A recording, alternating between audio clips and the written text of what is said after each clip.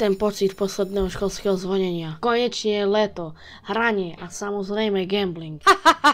Ahoj, aj ty poznáš ten pocit v škole, keď je posledný týždeň a ty odovzdávaš knihy, hej? No tak priznaj si, aj u teba to vyzerá tak, že vás učka nezaujíma a vy idete po svojom. Hráte Uno, keď sa s kamošmi, očka vás upozorní. Lenže vy ju máte v páži a po 2 minútach pokračujete. Však, spoznávate sa. Gratulujem! Je to každá priemerná škola. Takto presedíš celú hodinu a ideš na vecko. Zabávaš sa s kamošmi a keď vstúpi učka, tak sa tváriš, že nič a odchádzaš. Dievčatá to majú rovnaké, ale zároveň odlišné. Oni si tam čornú mobil a tancujú na TikTok tančeky. Ak vstúpi učka, tak taktiež odídu a schyrujú si mobily. Takto by sme prežili prvé 3 dní. Potom vo štvrtok ide praktická časť o žazu a vy máte prvú triednisku. Máte odovzdávať kľúče od skrinky a učka zistí, že ste takí dementi a že vy nemáte mozog ani na to, aby ste si vôbec nalepili číselka na kľúče. Ale vám to je jedno, aspoň že prežijete celú tú dlhú hodinu. A potom idete vonku. Čakáte, že to bude úžas, len že to je len prechádzka po meste, lebo nevedia čo spraviť. Prejdete mesto a potom zistíte, že máte len 25 minút dostať sa do školy. Učka sa začne bať a vy bežíte do školy. Zistíte, že ste prišli skoro a ešte zajdete na zmrzlinu. Posledný deň. Odovzdávanie vysvedčenia.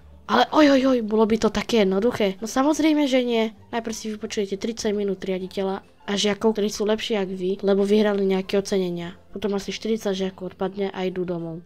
Následne si myslíš, že je koniec, ale naopak. Presúvajte sa do tried a čaká vás vysvedčenie, kde máte samé trojky. Poviete si, že škola je najhoršia a idete na zmrzku s rodičmi. No a to sa opakuje každý rok. Tak čau.